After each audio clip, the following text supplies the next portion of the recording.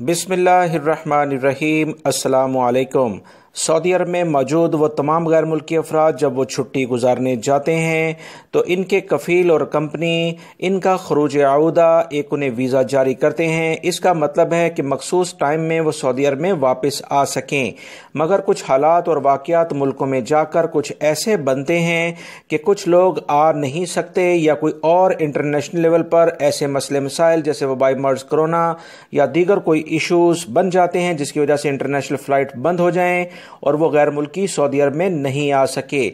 अब होता यह है दोस्तों कि इनके कफ़ील और कंपनियों को काफ़ी ज़्यादा मुश्किलात का सामना करना पड़ता था कि वो मुख्तलिफ डॉक्यूमेंट्स लेकर जवाज़ात और मकतब अमल के दफातर के चक्कर लगाने के बाद उस शख्स को दोबारा से सऊदी अरब में आने की इजाज़त हासिल कर पाते थे, जिसकी बिना पर अक्सर कंपनी और कफ़ील ये तमाम काम करते ही नहीं थे और गैर मुल्की अपने मुल्क में रह जाता था और उसका वीज़ा वहीं पर ज़ाया हो जाता था।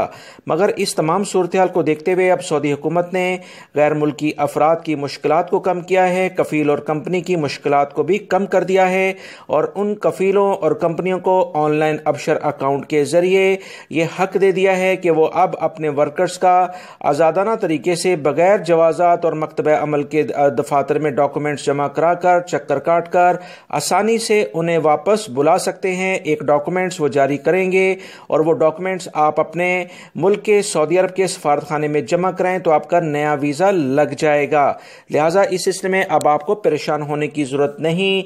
सऊदी वज़ारत दाखिला ने एक अहम एलामिया जारी किया है जिस पर हम सऊदी हुकूमत का शुक्र अदा करते हैं। अल्लाह रब्बुल इज़्ज़त सब मुसलमानों के रिज़्क़ हलाल में बरकत अता फरमाए। दोस्तों, मैं अपने दोनों चैनल सऊदी उर्दू न्यूज़ और सिरात मुस्तकीम न्यूज़ चैनल जो आप देख रहे हैं अहम तरीन खबरें शेयर करता हूं। मेरे दूसरे चैनल सऊदी उर्दू न्यूज़ को भी आप सब्सक्राइब करें जिस पर रोज़ाना की बुनियाद पर अहम तरीन खबरें शेयर की जाती हैं, ताकि आप तमाम भाइयों को अपने दोनों चैनल्स के ज़रिए मैं मुतला करता रहूँ ताकि किसी भी बड़ी मुश्किल से आप बच सकें। वीडियो लाइक करके शेयर आगे लाजमी कर दीगा। अस्सलामु अलैकुम।